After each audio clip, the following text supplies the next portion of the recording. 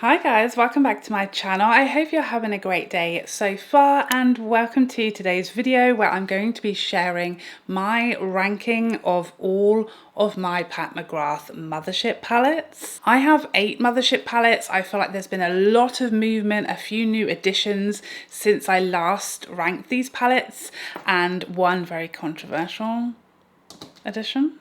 So I felt this was an opportune moment to share my up-to-date ranking of all of these motherships, my number 8 all the way through to my number 1 most loved and adored of these motherships. So without further ado, let's get started. So before I jump into my ranking, I just want to give a little disclaimer, okay? I love all of my children, okay? I love all my babies. They are all loved and adored, and these are probably the makeup item that gives me the most joy of all of my makeup. There is nothing I love more than grabbing a Mothership and going to town on my eyeballs, okay? It's one of my favorite things to do. I just love playing with them. I find them so fun. They are my favorite eyeshadow palettes. I just adore each and every one of them. So I want to say there isn't a palette here that I hate. There isn't a palette here I don't love. I love them all, okay? I just love some more than others. So, okay? I love you all. I'm gonna have to polish each of these on my leg as we go because the front of these gets filthy, let me tell you. So first up, in 8th place, we have Subversive Mothership 3. Now I want to be clear, and as I said at the beginning, I don't dislike this, and even just opening this palette and looking at it, it feels ridiculous that it would be at the bottom of any ranking. Like, how can this delight be last in any race? You know, that's what I'm saying. It's tricky. But at the end of the day, I feel like this colour story, just for me, the way I do my makeup and my preferences, it's a little neither here nor there. It's a little muddled. I feel like because, you know, the matte, there are only 2 mattes in here and they're both very rich and deep. This brown and then a black. So just using this palette without dipping into anything else, you're always going to get quite a smoky, rich look that for me is quite a sort of evening look versus a daytime that I would wear day to day kind of look, just because there are no lighter, more subtle transitional shades for my skin tone. So that's number 1. Number 2, as far as like individual shadows in here, there are some of my favorites of all time. This special shade is one of my favorites of all time because it has like very little sort of base color. It's a beautiful one to just tap over the top of any other shade to give it a bit of a pop without changing the color too much. This sort of blue to purple shift shade, stunning. Again, one of my all-time favorite Pat McGrath shadows. But as far as like using it day to day, how much use I get out of it, it's just not one I reach for very often because it is just, you're always going to end up with something, unless you dip into another palette, that's quite rich, smoky, deep nighttime for like how I do makeup. Again, I never use this shade. I don't use the black. This shimmer even is very rich and deep and it's beautiful, but again, it's just not a colour I would wear in my life day to day. The purple I'm not going to use, so it's really, you know, these 4 shades that I love and this one up here, and then I wish there were lighter, more wearable mattes for what I'm looking for. So that's why she's in last place, and it really doesn't get a lot of use because it's just, you know, if I was going on a night out, I'd probably be more inclined to reach for that one, but day to day, I don't use it, despite its gloriousness. Isn't it so interesting? I bet that's someone's absolute holy grail favourite. It's just, we're all so different and makeup is weird. Now in 7th place, again, I feel I need to say it, I love this palette. I don't know how it's 7th place in anything, but that just goes to show how amazing all of these palettes are. But in 7th place, it is Mothership 5 Bronze Seduction. How is that 7th? Now, this was my first Mothership, so she has a very special place in my heart, even by Mothership standards. I think this is a very wearable palette, but there are, again, a few shades in here that I just never use. Obviously, this has never been anywhere near my eyes. I don't ever really use either of these 2 shades, but that being said, this is one of my favourite mattes. I love this metallic, and this shade is one of my favorite like shimmer shadows from Pat McGrath ever. It's just rosy gold perfection. Again, these two special shades at the end are beautiful and not so like packed of color that you can't, you know, use them over the top of other shadows. So really pretty. This introduced me very much into my love of Pat McGrath. But other than sort of the rosy gold shimmer, it's not really typically a colour story that super inspires me in comparison to some of these others to use it a lot. And I think also just because it was my first, you know, I obviously used it a lot when she was brand new, but now I'm like, I'm over it. I rarely use it at all. If I do, it's literally, I'll go these two mattes, the rose gold, and then I'll probably play with a mixture of these, maybe this one in the corner. I have like a look that I do with it. A very special place in my heart, a very beautiful, a very wearable palette, but I just have others that I love more. Now in 6th place, this palette is going to shock and horrify you that it's in 6th place. So try to brace yourself, okay?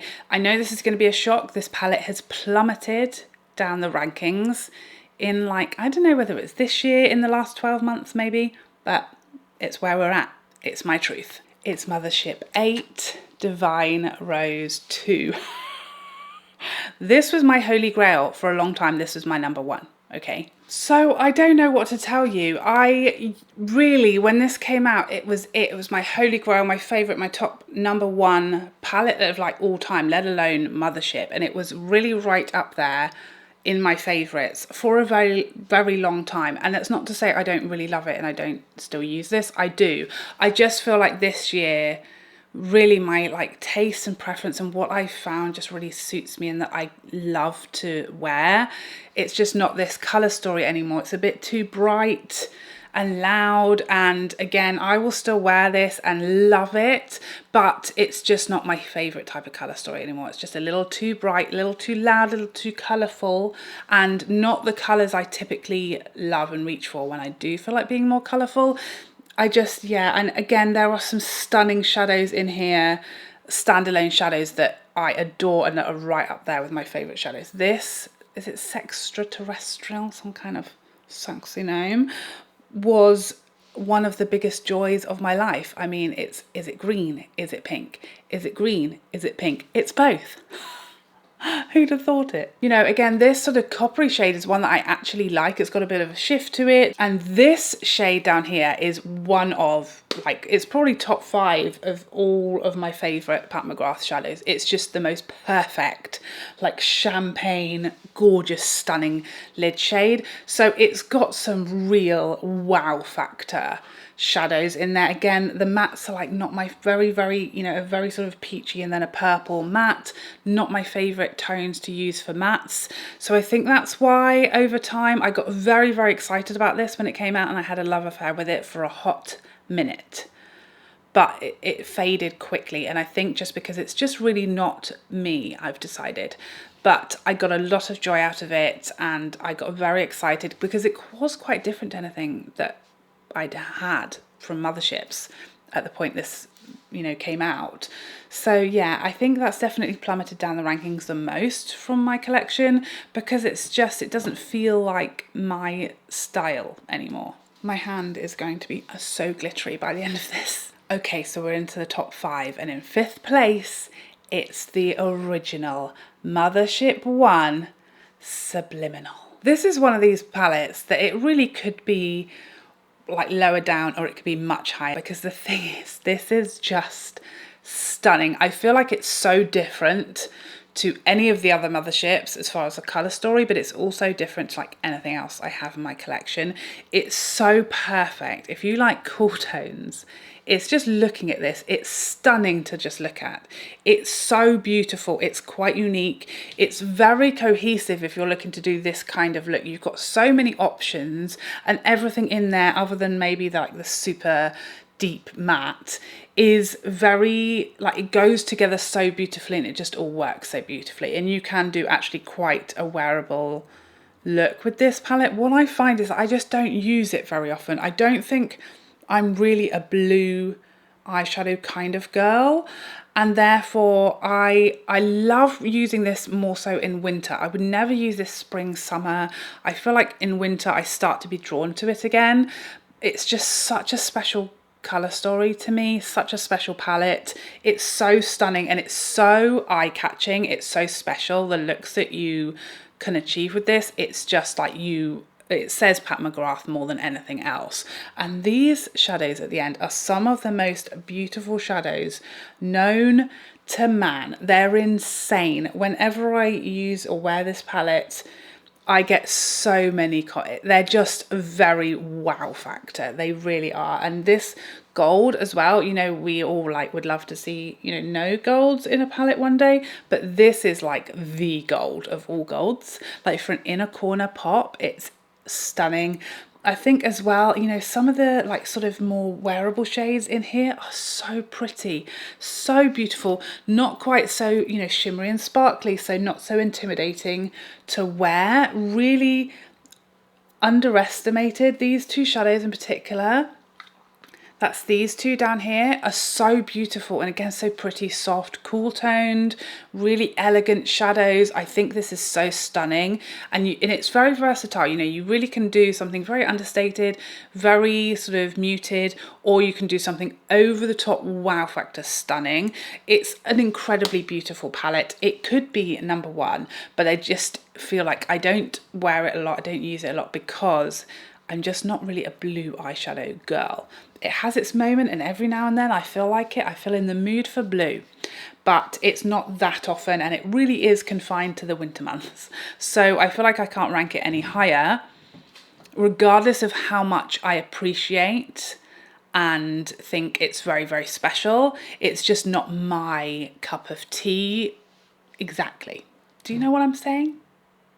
I don't know if you do. And now I'm sure you've been wondering, where is she? Sunlit Seduction, the latest Mothership, is in 4th place. Now I feel like this is going to be controversial because a lot of people really hate this palette and really angry and very venomous about it, to the point where I feel afraid to even use it or post about it or talk about it at all, because whenever I do, there is like an outpouring of like vitriol, not towards me, towards the palette. So I know it's a very controversial, lots of people are really cross about it existing at all and the fact that there are no special shades in here, but I like it. In fact, I love it. It's just my cup of tea. As much as like Mothership 1 isn't my cup of tea, but it's a stunning palette, this is literally like a made for me palette. This is my colour story down to a T. Even the fact that it has 3 mattes, you know, for lots of people that's something that they might be annoyed about. They wish the special shadows were in there, they wish there were less mattes because you want all the shimmers from Pat. But for me, I really appreciate the choice of mattes in here. They're all really beautiful transitional shades, exactly what I look for, actually more neutral than I think they look, or they pull on me more neutral than they perhaps look in the palette. And I wear and love like everything apart from this shade, as I said in my review, which I really could have done with not being in there and something else more maybe neutral instead. But I have loved every look that I've got out of this palette. It's very, very wearable. It's very easy to wear. It's very easy to use. And it's very easy to get lots of combos that work together. It's a very daytime friendly, me friendly, you know, the type of makeup I like to do, the type of looks I like to do day to day. It's one that's going to get a lot of use in my collection, and that's why it's, you know, higher up than people will probably expect. Because actually, controversy aside, if we imagine this had come out before the 2 Divine Rose palettes and maybe before, you know, if this had been Mothership 4, let's say, it would have got a totally different reaction, I think. And it is a really gorgeous, gorgeous, beautiful palette, and apart from this shadow, everything in there is stunning and I love it. You know, there aren't special shades, but it is £20 less, I think, than the other Motherships price wise. So I think that's fair, you know, to take the special shades and to make a quite large price reduction. So for me, I really love it. I'm going to get a lot of use out of it. I don't find myself really missing out or missing the special shades because I think that the looks turn out beautifully without them. It's stunning, it's wearable, it's very much my type of colour story that I enjoy and that I love, and she's in 4th place, so there's that. You know, each to their own. And now the top 3, the most treasured, adored and loved among all of these little babies. In 3rd place, it's Divine Rose 1. And as much as Divine Rose 2 has plummeted down the rankings, Divine Rose 1 this year has plummeted back up them. Now the thing about Divine Rose 1 is we've had a turbulent relationship. When it first came out, much like Divine Rose 2, although it came out before that one, remember, it was my holy grail, the greatest thing that's ever happened to me in my whole life with regards to eyeshadow, that is. Absolute stunning, straight into holy grail status, love of my life. And then things took a turn. Divine Rose 2 came along. I picked up Midnight Sun that we haven't spoken about yet. There was, you know, other palettes that came out after it that immediately like gazumped it off of my list. So I kind of forgot about her. I got a bit excited. I got a bit carried away and I went down a road of like different eye looks, more intense, more daytime, more colour, and I forgot about her and I neglected her. And I feel like, again, in the way that Divine Rose 2 has gone down this year, Divine Rose 1 has very much come back into my heart and been one that has been pulled out and started to be used more again, because it just feels more like me now. There is not a single shadow in here that I don't love and get use out of, and that isn't wearable, or that doesn't belong, or that isn't me, or that I don't use, or anything. Everything in here is very, very wearable, usable and beautiful. You know, again, both of these end shadows are stunning, as this one. I mean, they're all just like my type of shades and they just work together so beautifully and they're so unexpected. I think they look so understated by Pat McGrath's like standards. They really, you feel like, especially looking in the pan, maybe it's a bit lackluster. It's not quite so popping as some of her brighter or more intense palettes, but this is stunning. Don't underestimate her. She looks very quiet, very muted, very neutral, but boy, she's stunning. So feminine, so pretty, but in a soft way. I think it's glorious, and it is one that I have really been picking up and reaching for more and more in the last like year or so. She's come straight back into my heart and my cockles are warmed. So we have 2 left. My eyes are giving you a hint, but in 2nd place, it's Mothership 6 Midnight Sun. Oh, look at her. You know, I almost didn't pick up Midnight Sun, which is crazy now because I love it so much. But I felt like at the time, oh, you know, I don't really need it. It's kind of similar to some of the others. I feel like some of the shades in here are, you know, close to other shades that I already have from Pat McGrath. And you guys convinced me. You kept telling me, Charlotte, that is like your palette. You need that palette. It's like my favourite, it's the best one, what are you doing? So in one of these crazy Pat McGrath sales where it was like 50% off, I picked it up and you guys were so right. You have my back always. You guys were so right. The mattes in here are like some of my favourite mattes. This is just such a perfect neutral transitional shade. And what I love about this one is, one, everything in here is very wearable to me and how I like to do my makeup, but you've got real versatility. You can do a completely subtle, soft, everyday, daytime look just using like these 2 shades, and maybe incorporating a bit of this one if you're feeling especially fun for a day at the office. But then you've also got these stunning, this combination, these 2 shadows. If you layer this stunning purple, and then this is one of my favorite things to do. As if it's not stunning enough by itself, but do you see what I'm saying? Exactly. I just think it's stunning. It can be so breathtaking and beautiful, but in a wearable way and in the shades that I love and the colours and the tones. The colour story again just works perfectly together. There is nothing in here that I'm like, I'm not touching that shade. Everything gets used and loved and enjoyed, and there are so many combinations you can do, but they are all wearable and they all feel like my preference and they suit me, and it's what I love my makeup to look like.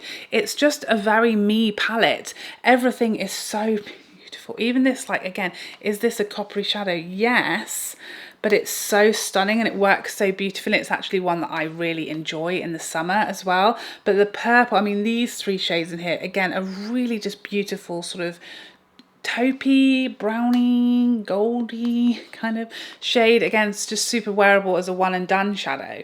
It's got a lot of versatility in here, and I love it. And it's just very, very wearable, but like Pat McGrath wearable, you know, like wearable, but wowie at the same time. One that I use a lot. And now, as if it wasn't blatantly obvious, the palette I have on my eyes, she has not been toppled since the day she came into my life and my heart and my dreams and my soul. It's Mothership 10, Mothership X, it's Moonlit Seduction. I'm not being funny, I'm not joking you. Will you take a look at it?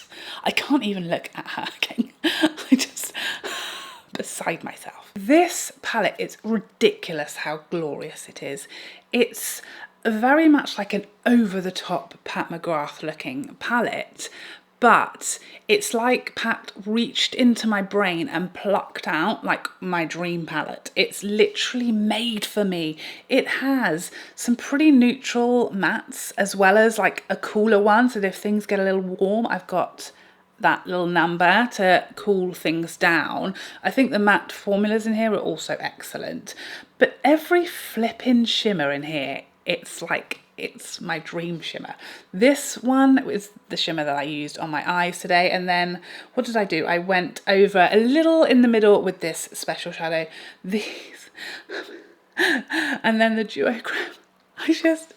I mean, pick any shadow in here and they're stunning, and they're like my type of shimmers. They just are so flipping beautiful, glorious, stunning. I will happily wear this eyeshadow look every day of my life. Today I did a little bit of these, all the mattes, to be honest, all the mattes went in the crease, and then I did this shadow here all over the lid, little bit of this one tapped in the center and then in a corner over here.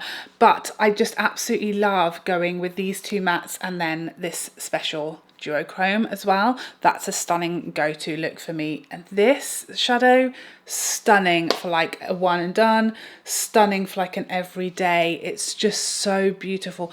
Every shadow in here is stunning, and it's literally like Pat created a Mothership specially for me. It's everything I could want it to be.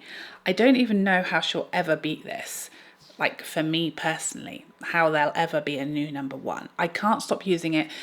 I think it's my favourite eyeshadow palette at all, regardless of brand, regardless of anything. I think this is my favourite holy grail of all eyeshadow palettes. It's just, I mean, hello, if that doesn't tell you everything you need to know, I don't know what will. Like, that's literally everything you could ever need in shimmer form. You know, she's stunning. In my eyes, she is perfection. I don't know how we'll ever get any better than this. I hope we do, because, you know, I have no loyalty when it comes to eyeshadow, as we've shown. I want more all the time, better, more, give me more, try and beat it. Go on, I dare you, Pat. Try and give me a new #1. You can't do it, but try. I beg you. So there you have it. That is my ranking of my precious, treasured, beloved Pat McGrath motherships. Were you shocked? Were you surprised? Were you in awe? Were you in agreement? Were you in disagreement? What were you in? Where were you? Where were you at? Please let me know your thoughts on this ranking in the comment section down below. I hope you enjoyed this video and found it helpful, and I would love to see you in the next one. Otherwise, take care for now. Bye.